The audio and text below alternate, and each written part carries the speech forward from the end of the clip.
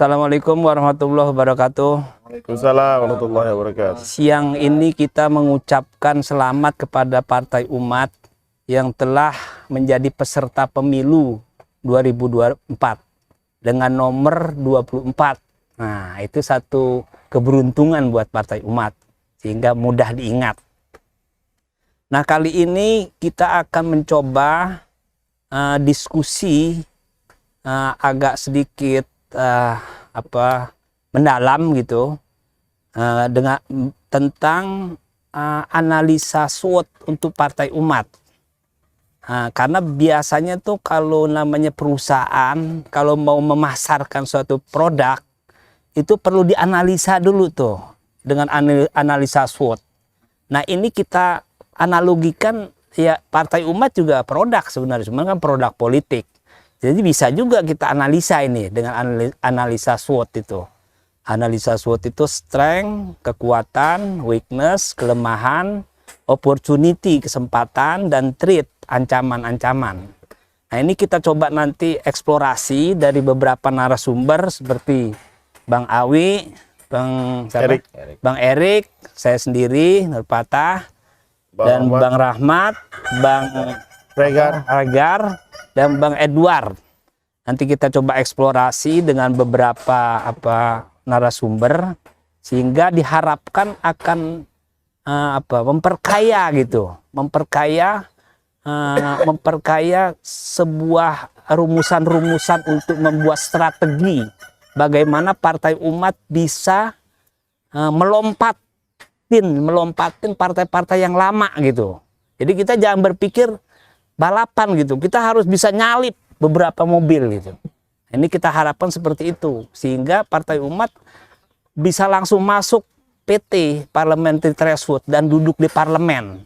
Nah, itu harapan kita.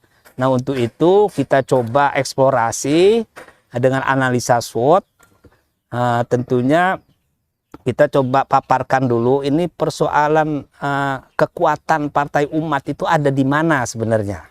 Ya, itu kita coba kembangkan dulu nih kekuatannya apa saja potensinya sehingga ini yang akan kita perkuat gitu.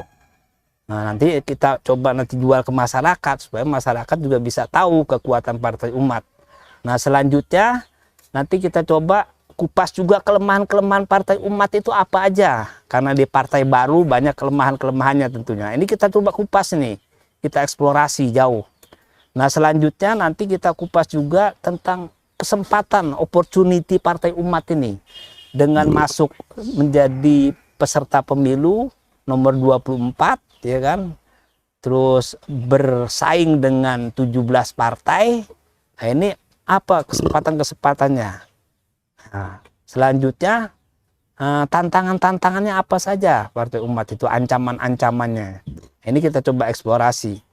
Nah, untuk itu saya coba kasih kesempatan untuk pertama coba Bang Edward untuk memberikan satu analisanya ya. Walaupun sederhana tapi kan ini ya realistis gitu ya. Coba kita harapkan apalagi Bang Edward ini ya pengamat juga dan praktisi juga politik gitu. Ya, silakan Bang Edward van den Burg. Ya, terima kasih pada saudara moderator dengan topik yang memang hangat ya, ditunggu, yaitu mengenai masalah pemilu dan keikutsertaan Partai Umat yang sudah lolos, sudah resmi dinyatakan lolos dengan nomor 24. Ya, nomor ini bisa membawa berkah memang untuk Partai Umat. Sebab pemilu nanti juga diadakan tahun 24. Kita lihat saja bagaimana nanti Partai Umat apakah memang bisa menjadi partai alternatif yang merupakan pilihan dan menjadi suatu partai harapan bagi masyarakat luas untuk mewujudkan negara Indonesia yang sejahtera bagi rakyatnya. Nah, berbicara mengenai masalah analisa, sebetulnya menganalisa SWOT terhadap Partai Umat ini masih terlampau dini ya. Karena biasanya analisa SWOT itu kita lakukan terhadap suatu objek atau lembaga yang sudah berjalan. Namun demikian, paling tidak paling tidak kita punya gambaran lah. Ya toh, meskipun Partai Umat ini merupakan partai yang baru, belum ada 2 tahun nggak salah ya, belum sampai 2 tahun keberadaannya.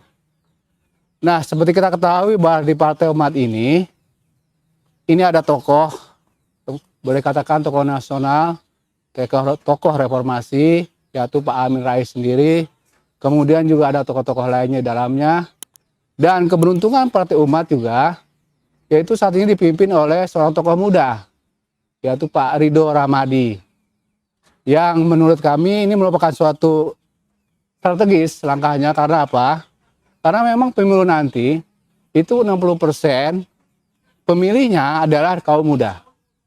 Sehingga dengan munculnya Partai Umat dipimpin oleh Pak Ridho Ramadi, ini membawa harapan yang besar supaya Partai Umat juga berkenan bagi kalangan muda, ya, yang bisa menjadi partai alternatif juga. Itu merupakan suatu hal yang keberuntungan menurut saya. Bicara masalah kelemahan, tentu saja kita lihat bahwa Partai Umat belum punya wakil di parlemen, itu karena ini partai baru. Nah, seperti kita ketahui bahwa persyaratan untuk bisa duduk nanti di parlemen itu harus melebihi daripada ketentuan yang ditetapkan, yaitu parliamentary threshold itu sebesar 4%. Ya toh. Nah, 4% ini suatu hal yang cukup berat bagi partai yang baru. Karena apa? Karena banyak partai-partai lain yang sudah lebih dulu, yang sudah memiliki wakil-wakilnya di parlemen, tentu saja tidak mau juga kehilangan kesempatan nantinya dan menjadi tetap partai-partai yang leading. Nah, ini merupakan suatu kelemahan.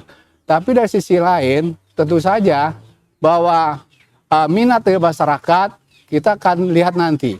Kalau minat masyarakatnya nanti besar, tentu kelemahan ini bisa tertutupi. Karena dengan adanya komitmen daripada para pemimpin Partai Umat, yaitu dengan jargon politiknya atau simbol politiknya itu dia katakan bahwa lawan kezaliman, tegakkan keadilan. Ini adalah suatu posisi yang jelas apa yang akan dilakukan oleh Partai Umat, bahwa Partai Umat ingin bahwa negara ini adalah negara yang sejahtera nantinya, yang benar-benar berdaulat rakyat dan mensejahterakan rakyatnya. Dengan demikian, kita harapkan bahwa Partai Umat adalah partai yang benar-benar komitmen terhadap perjuangan negara ini, bagaimana negara kita ini bisa menjadi negara yang maju, yang kuat, sejahtera, dan melindungi rakyat semuanya. Dengan demikian bahwa Partai Umat ini jangan dianggap sebagai partai umat Islam. Ya, menurut saya ini bukan partai umat Islam, tapi partai umat keseluruhan. Tidak memandang agama, ras, dan golongan. Jadi disinilah tempat berhimpunnya harapan bagi seluruh bangsa Indonesia supaya Partai Umat ini menjadi partai yang kuat nantinya. Di sisi lain, kesempatan opportunity, menurut saya kesempatan sudah diberikan karena sudah menjadi peserta dalam pemilu. Ya toh. Nah, mengenai bicara masalah katakanlah threat atau ancaman, saya belum melihat saat ini ancaman-ancaman yang secara hukum ya tidak ada. Ya, tetapi yang sifatnya politis tentu ada dinamikanya. Ada yang suka dan tidak suka. Nah, ini tergantung daripada bagaimana Partai Umat nanti dalam menjalankan program-programnya, apakah diminati di masyarakat atau tidak. Saya pikir demikian dulu ya. Mungkin dari yang lain punya pandangan lain. Silakan. Terima kasih. Bagus, Bang Edward memberikan satu analisa sederhana tentang Partai Umat dengan analisa SWOT-nya. Tapi itu sebenarnya cukup realistis. Jadi berangkatnya dari hal-hal yang nyata. Jadi kita bisa menganalisa dari hal-hal yang nyata itu, analisa SWOT kita ini. Nah, untuk itu analisa SWOT coba Bang Muflijar bisa memberikan pandangan lagi lebih jauh lagi analisa SWOT di Partai Umat ini, bagaimana tantangan, peluang, dan opportunity-nya. Mungkin pengalaman dan teori-teori lebih banyak Bang Muflijar. Silakan Bang Muflijar. Iya, terima kasih. Yang pertama, ya alhamdulillah ya, Partai Umat ini bisa lolos sebagai peserta pemilu 2024. Dan menurut saya, ada begitu banyak peluang yang bisa diambil oleh Partai Umat. Kita dari 17 yang kemarin ini ada, kalau dikatakan yang berbasis tradisional Islam maupun perkotaan Islam sudah ada. Nah menurut saya Partai Umat ini ada di antara kedua itu. Dia bisa masuk di basis tradisional, tapi juga bisa masuk di kelompok-kelompok yang disebut perkotaan. Jadi ceruknya juga, pemilihnya juga akan besar.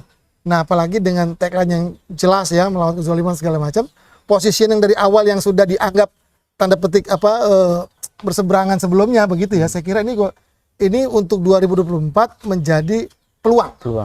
Ya, peluang untuk mengambil ceruk pasar yang lebih luas, ceruk pemilih yang lebih luas dari yang ada sekarang.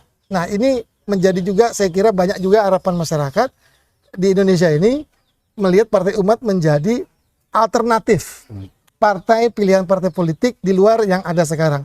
Jadi selain basis tradisional yang dipunyai oleh umat, dia juga masuk di kelompok-kelompok pemilih perkotaan. Dan umat kan tidak punya masalah kalau untuk masuk kelompok-kelompok perkotaan. Dia banyak intelektualnya, banyak kiainya. Jadi saya kira juga enak untuk bisa mengambil ceruk pemilih yang besar inilah. Ya saya kira dengan kedisiplinan, dengan pemilihan tagline yang pas, saya kira peluang umat untuk bisa lolos memenuhi minimal parliamentary threshold yang 4% itu bisa dicapai lah kira-kira gitu. Dan ini saya kira memang pekerjaan sulit, tapi melihat opportunity yang ada di Partai Umat ini, di ceruk pemilih yang besar ini, dan pemilih kita yang suka tidak suka pasca 2019 terbelah begitu. Dan ini saya kira baik dari kelompok yang kiri maupun yang sebelah kanan, saya kira bisa menjadi opportunity untuk Partai Umat mengambil ceruk pemilihnya. Selain yang dua kategori tadi menurut saya. Nah, saya kira insya Allah saya yakin lah bisa Partai Umat ini menembus parliamentary threshold yang 4%.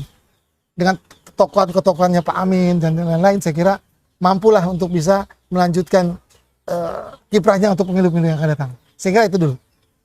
Ya bagus sekali bahwa Bang Muflijar sudah memetakan tentang ceruk pasar Partai Umat ini, baik tradisional maupun perkotaan bisa masuk. Nah, tinggal lagi mungkin menerjemahkan sampai tingkat ranting, tingkat akar rumput, ya itu harus juga seirama gitu antara elit Partai Umat sampai ke bawah, sehingga sikapnya itu satu gitu, konsisten. Ya dengan tagline-nya itu, tagline apa? Melawan kezoliman, menegakkan keadilan. Nah, itu tinggal diterjemahkan sampai kepada tataran bawah. Nah, saya pikir itu Bang Muflijar sudah memberikan wawasan. Nah, saya coba menggali lagi dari Bang Rahmat. Coba silakan Bang Rahmat. Terima kasih atas kesempatannya Pak Fatah. Yai Fatah. Kalau saya sih melihatnya Partai Umat punya peluang karena dari tokoh yang saat ini memimpin Partai Umat, kita tahu itu ada kaitan historis dengan partai-partai yang sudah eksis di Republik ini. Bahkan kalau kita sebut nama Ketua Dewan Suro, Pak Amin Rais adalah salah seorang pendiri ya, atau pendiri dari Partai Amanat Nasional. Kemudian Pak MS Kaban juga merupakan pendiri, bahkan ketua umum Partai Bulan Bintang. Kemudian kalau lihat gambar, ini gambarnya Partai Umat ini menurut saya luar biasa. Gambarnya itu seperti PKS. Warna keemasan, kuning keemasan dan warna hitam. Dan saya kira PKS tidak tidak boleh lengah juga. Bisa jadi ceruknya PKS dengan keberadaan tadi para tokoh agama yang ada di Partai Umat bisa melakukan pendekatan keagamaan seperti pengajian, kemudian acara tablik akbar dan lain sebagainya. Ini bisa menarik massa yang selama ini berafiliasi dengan PKS. Jadi bicara tentang Partai Umat, saya dengan satu kata optimis. Partai Umat mampu untuk tembus di parliamentary threshold. Artinya Partai Umat bisa melampaui 4%. Dan mudah-mudahan kalau ini di backup dengan kerja-kerja politik yang sistematis, terukur dan seksama, saya kira Partai Umat bukan bukan hal yang ajaib kalau Partai Umat masuk menjadi 5 besar. Terima kasih Pak Fatah. Ya, baik sekali Bang Rahmat sudah memberikan gambaran bahwa memang tokoh Partai Umat ini ya banyak yang mumpuni gitu. Nah, ini juga merupakan sebuah modal dasar yang sudah besar gitu. Tinggal kita mengembangkan saja ke masing-masing segmentasi kan. Tapi menarik, kita sebenarnya ini ada di posisi kanan tapi ke kiri di tengah-tengah gitu. Artinya kalau ke kiri kita juga perlu juga memperluas pasar ke kiri ya kan. Karena jangan di tengah juga gitu. Supaya ceruknya lebih banyak lagi. Mungkin kalau ke kiri resep saya itu coba kita buka dengan dengan konsep-konsep pemberdayaan masyarakat gitu. Karena kan kalau pemberdayaan masyarakat ini terlepas dari agama apapun ya kan, atau suku agama apapun, selama dia tidak berdaya kita bisa berdayakan gitu di bidang-bidang apa, misalnya bidang tenaga kerjaan, di bidang life skill ya kan, di bidang apa ya macam-macam lah, banyak lah. Ini kita coba geser juga gitu ke kiri, nggak apa-apa, nggak masalah, karena ini kan kita mau ngambil pasar ya kan, suara sebanyak-banyaknya. Oke lah kalau di tengah kita udah paham lah, banyak ustadz ya, banyak kiai, banyak juga tokoh-tokoh agama ya kan. Nah coba ke kiri juga kita coba ambil ini strateginya gitu. Nah, ini coba dikembangkan juga. Nah untuk itu coba saya kasih Bang Alwi untuk memberikan satu wawasan. Mungkin Bang Alwi karena dia banyak bergerak di wartawan LSM, banyak tahulah soal ini. Kita brainstorming aja. Silakan Bang Alwi. Ya, terima kasih Bang Fatah. Untuk Partai Umat, saya sebelumnya mengucapkan selamat atas sukses ya. Setelah kemarin di penghujung tahun ditetapkan menjadi peserta pemilu dalam tahun 2024 ini. Oke, apa yang disampaikan oleh Bang Fatah tadi memang benar. Ini juga merupakan PR ya buat Partai Umat untuk bisa meraih suara ya, bisa dikatakan kiri ya, untuk kiri. Sementara kalau kanan kan kita udah tahu untuk tokoh-tokoh semacam Pak Amin maupun Pak MSK Ban tentunya dengan sejumlah pemuka agama di Indonesia sangat dekat ya, dan ya tentunya itu udah bukan hal yang ini lagi. Nah ini untuk pemilih pemula terutama ya, pemilih pemula itu ini yang menjadi yang saya katakan tadi PR buat Partai Umat untuk bisa meraih simpati dari mereka, ya kan? Ya tentunya butuh terobosan yang cukup besar karena sejumlah partai yang udah bercokol yang sebelumnya dari Partai Umat, ya partai-partai lawas lah ya, itu udah memiliki basis massa tersendiri, ya kan? Nah ini butuh kerja keras dari Partai Umat sendiri, ya kan? Tentunya butuh inovasi-inovasi, apalagi sekarang ini perkembangan teknologi IT yang cukup mumpuni ya, ya kan? Ya mungkin ya contohnya seperti di aplikasi-aplikasi medsos itu juga harus menjadi media bagi Partai Umat untuk bersosialisasi di situ juga, ya kan? Tapi saya pikir Partai Umat pasti punya cara tersendiri, ya kan? Karena orang-orang yang berada di belakang Partai Umat semuanya merupakan orang hebat ya. Terutama ada tokoh sentral mereka yaitu Pak Amin Rais maupun Pak MSK Ban.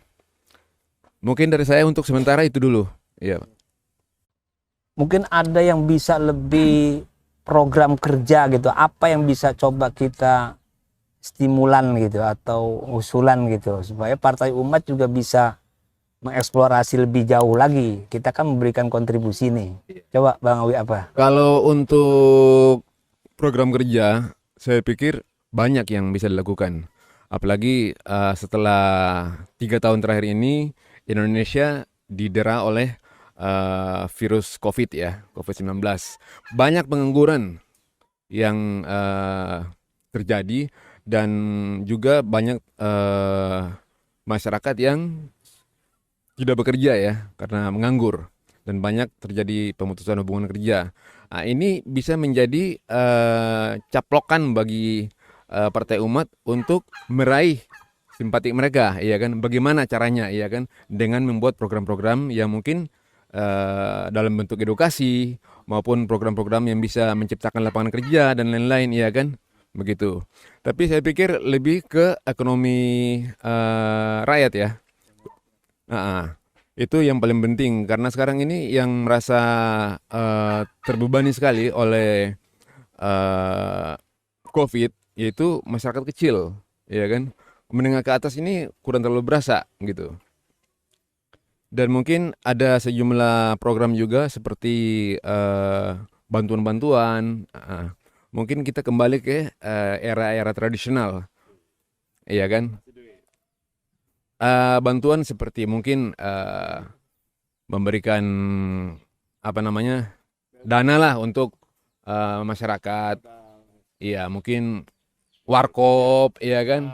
Ataupun warung-warung kecil gitu kan? Ya, semisal juga bisa warteg gitu kan. Ini bisa menjadi peluang bagi Partai Umat. Mungkin demikian dulu, Bang. Ya, ya.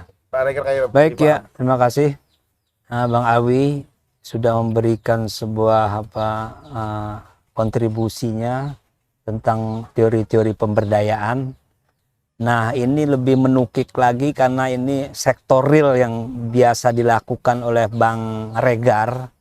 Mungkin Bang Regar bisa memberikan satu gagasan yang cemerlang tentang menghidupi Partai Umat. menghidupi Partai Umat dengan pemberdayaan ekonomi. Ya, silakan Bang Regar.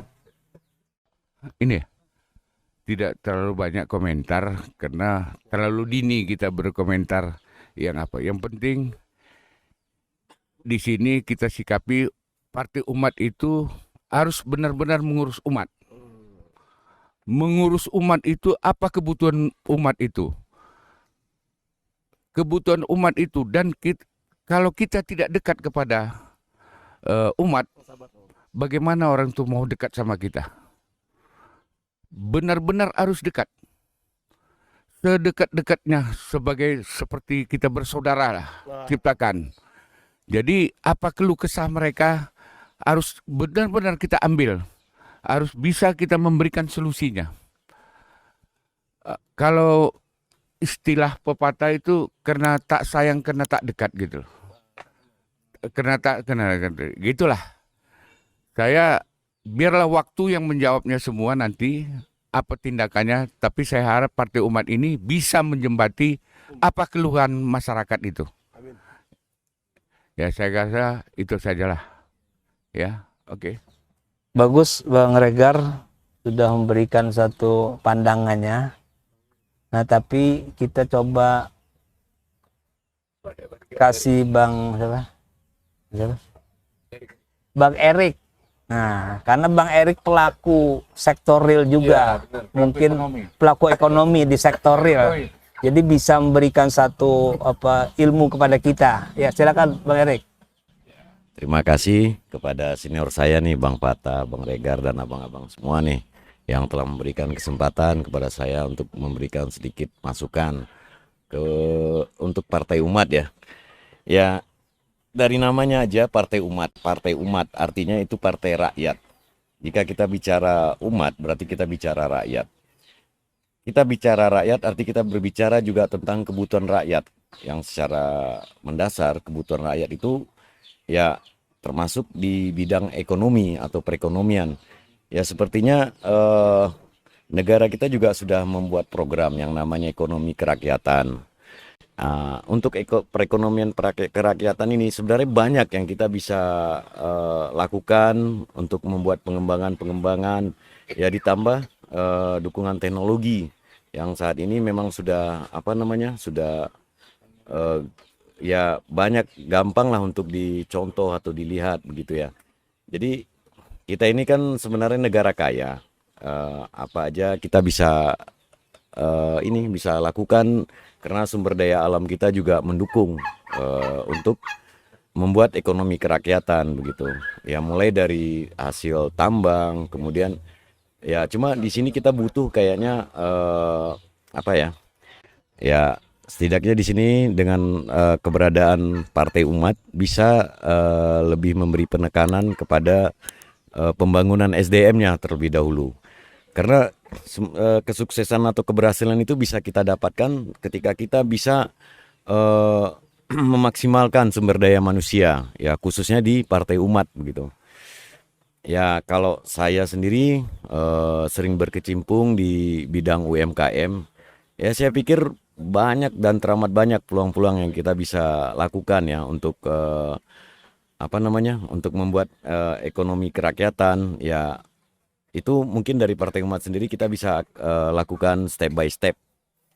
Ya mungkin dari saya itu sedikit yang bisa saya sampaikan. Sebelum dan sesudahnya saya ucapkan terima kasih. Ya, bagus sekali. Bang Erik sudah memberikan contoh-contoh bagaimana mengembangkan sektor real ya kan dari ekonomi rakyat, terus kita kemas juga dengan teknologi ya, aplikasi, sehingga akan bisa memiliki nilai tambah besar gitu nih, value added-nya lebih tinggi. Tapi memang zaman sekarang itu ya dengan teknologi itu udah harus ya, bukan sesuatu yang yang asing lagi, dan itu kita harus kembangkan dengan teknologi bagaimana kita bisa mengangkat ekonomi umat, utama untuk sektor UKM ya, usaha kecil menengah ini. Jadi pasarnya supaya lebih besar gitu. Apakah kita dengan aplikasi gitu ya kan, membuat aplikasi, memasarkan produk mereka, terus juga pembelinya di situ ada komunitas kita, kan bisa juga kita ciptakan dari hal yang sederhana, tapi ini akan bisa menggeliat gitu, akan lebih besar. Dan kita juga bisa membuat satu pelatihan tentang ini gitu, dengan kemampuan kita yang ada ya kan, banyak tenaga ahli, kita bisa buat pelatihan sehingga masyarakat akan terbantu juga gitu dengan pengenalan teknologi, lebih familiar lagi dengan teknologi. Jadi itu satu pemberdayaan juga gitu, mengedukasi tentang ekonomi, bagaimana lebih besar lagi berkembang usahanya, itu juga pemberdayaan. Karena kita lihat juga, kalau kita lihat UKM kita ini jalan di tempat juga. Usaha mikro, kecil, menengah kita itu kadang-kadang jalan di tempat, nggak naik kelas. Karena mungkin nggak ada yang mendrive gitu, nggak ada yang mendorong gitu. Nah ini kan kita bisa lihat ini, di mana masalah mereka gitu. Jadi kita bisa masuk kepada masalah mereka gitu. Nah ini kan pemberdayaan juga gitu, nggak pakai modal bahkan, ya kan. Bahkan mereka biayain nanti. Jadi kalau kita punya terobosan-terobosan, apalagi kita juga kan sedikit banyak punya jaringan lah ke pemerintah ya kan. Kita bisa dorong juga program-program ini, sehingga nanti Partai Umat yang akan melaksanakan implementasinya. Jadi saya pikir memang itu kita bisa eksplorasi lagi ya. Mungkin closing statement dari Bang Muflijar ya. Coba silakan Bang. Ya, terima kasih. Ini ada satu fenomena menarik ya sekarang. Misalnya orang kalau secara politik mungkin kita bisa memilah atau menafsirkan kira-kira kemana Partai Umat ini dari sisi kepengurusan segala macam. Dari background kepengurusan, dari background Pak Amin, apalagi sekarang. Nah, tapi ada yang menarik soal misalnya platform ekonomi partai. Nah, ini kan banyak orang membicarakan, tapi banyak juga partai-partai berbicara, apalagi yang masa kampanye pasti bicara soal platform ekonomi. Fenomena ekonomi digital misalnya, bagaimana kita bisa membooster gerakan-gerakan ekonomi digital misalnya dari masyarakat, dari generasi Z misalnya, atau generasi milenial, super millennials atau generasi Z. Ini kan potensi pasar Indonesia kan sangat besar, ya, sangat tinggi. Nah, tinggal masalahnya bagaimana umat nanti mentransformasikan ini menjadi sebuah program buat masyarakat secara umum saja. Gitu. Nah ini menarik, platform ekonomi. Kita udah banyak bicara soal ekonomi digital, tapi juga UMKM juga sebenarnya juga ya jalan-jalan di tempat aja sekarang ini ya, kira-kira gitu kan. ada kementerian yang menangani UMKM juga, ya mungkin jalan di tempat juga. Kemarin ada berita misalnya begini, kementerian yang menangani perkoperasian Indonesia, dari platform anggaran mereka cuma sedikit yang diserap untuk kegiatan-kegiatan yang berbasis pada koperasi.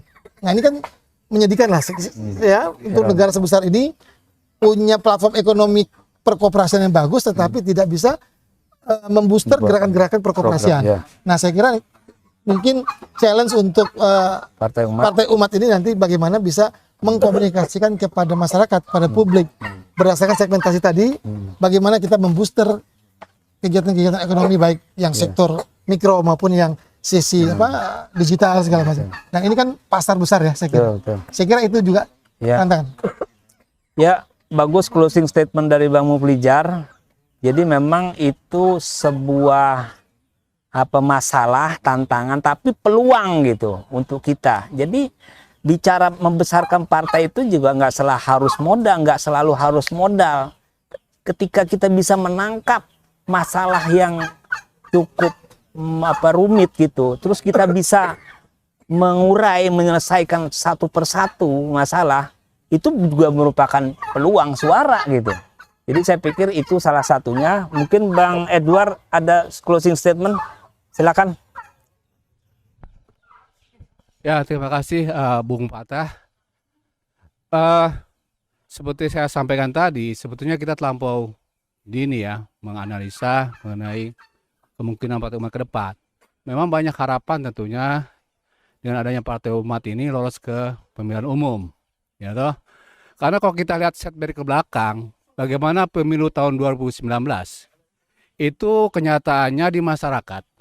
Ya, masyarakat itu seolah-olah secara politik terbagi dua, karena kebetulan waktu itu calonnya hanya dua, ya toh. Sehingga ini menimbulkan efek psikologis sebenarnya. Timbullah istilah-istilah seperti istilah yang kurang bagus ya lah ya. Label-label yang tidak bagus, ada sebutan-sebutan kampret, kemudian cebong, kadrun dan sebagainya. Bahwa ada satu umat, ya toh. Tapi kenapa mereka saling caci maki? Nah, jadi yang menurut saya yang paling dekat saja di mata kita ini sekarang ini nanti 2024 dengan kehadiran Partai Umat, dan kita harapkan calonnya tidak hanya dua sehingga tidak terpolarisasi menjadi dua, ya toh. Kita harapkan kehadiran Partai Umat ada partai yang merupakan partai pilihan yang bisa mengeliminasi atau menghilangkan adanya, mengurangi perbedaan politik semacam itu yang bisa menimbulkan ketidakutuhan masyarakat kelihatan di sana ya. Jadi efek psikologis ini bisa dihilangkan oleh Partai Umat dengan muncul dengan suatu kinerja yang baik di masyarakat, sehingga timbullah harapan bahwa tidak perlu lagi lah kita artinya seperti tahun 2019 pemilunya. Sehingga demikian Partai Umat nanti bisa dilihat sebagai partai yang memberikan harapan, yang bisa menyatukan kembali bangsa ini menjadi bangsa yang utuh, yang kuat, sehingga bisa bersama-sama bekerja sama, bergotong royong, saling bersaudara, tidak ada lagi masalah sara, masalah lainnya, ya toh.